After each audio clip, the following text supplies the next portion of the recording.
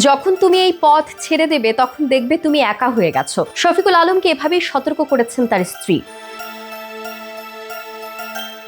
17 মে প্রধান উপদেষ্টার প্রেস সচিব ফেসবুকে একটি পোস্ট করেন। আশঙ্কা প্রকাশ করে তিনি লেখেন, পদত্যাগের পর তাকে একাকিত্বের মুখোমুখি হতে পারে। একসময় যারা তার লেখার প্রশংসা করতেন, শেখ হাসিনার স্বৈরশাসনের বিরুদ্ধে অবস্থান নেয়ায় যারা পাশে ছিলেন, এখন তারাই দূরে সরে গেছেন। অনেকেই তাকে আনফ্রেন্ড করেছেন, আত্মীয়রাও সম্পর্ক ছিন্ন করেছেন। তিনি জানান, অন্তর্বর্তী সরকারে একটি সংবেদনশীল দায়িত্ব নেওয়ার পর তার ভাবমূর্তি বদলে গেছে। অনেকের চোখে তিনি এখন অহংকারী ও ভিন্ন মতের প্রতি অসহিষ্ণু। স্ত্রী তাকে সতর্ক করে বলেছেন, পথ ছাড়লে হয়তো কেউ পাশে থাকবে না। শফিকুল আলম বলেন, ন্যায় বিচার ও ন্যায্যতার প্রশ্নে তিনি কখনো আপোষ করেননি। তিনি আক্ষেপ করেন না, বরং দায়িত্ব পালনে গর্ব অনুভব করেন।